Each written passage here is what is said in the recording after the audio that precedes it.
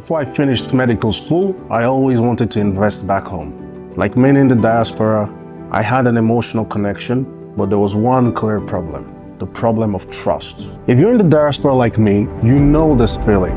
The only real option was real estate, and that was because family could help. But what if you wanted to invest in infrastructure?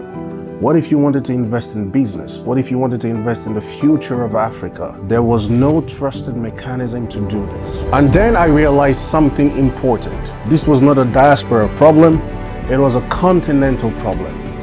If you wanted to invest in business or infrastructure, there was no clear way to evaluate, to understand, and to assess business and infrastructure opportunities across Africa. Living in Ukraine during the war gave me another perspective.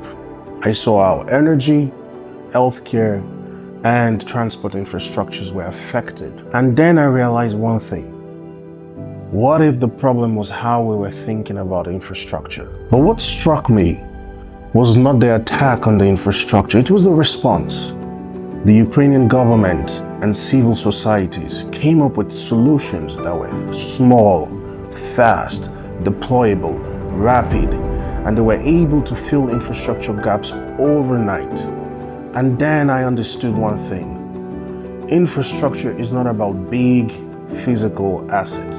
It's about coordinated systems. They came up with cheaper and faster solutions. They deployed it very, very efficiently. And then I realized infrastructure is about function. It's about enabling lifestyle. This changes everything. In Africa, infrastructure development is always cited as the biggest problem hindering economic growth. But the dominant mindset is that the government is supposed to carry this burden of infrastructure alone. This may be true in some parts of the world. However, in Africa, this model cannot work. We need to think of a new way of doing infrastructure. And many examples are present across Africa, even if we don't recognize it yet. There's already a presence of small, modular, and mobile infrastructure. That's why I founded Langovest.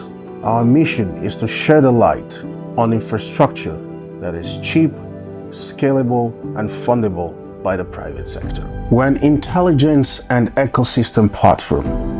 We're building the stores, we're building the indicators, we're building the reports that allow investors, especially those in the diaspora, to make informed investment decisions.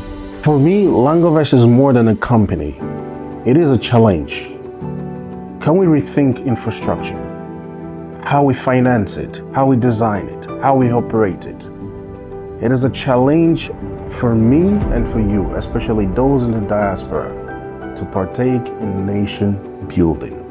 Langovest exists to create trust, access, and transparency for Africa, for the diaspora, for our future.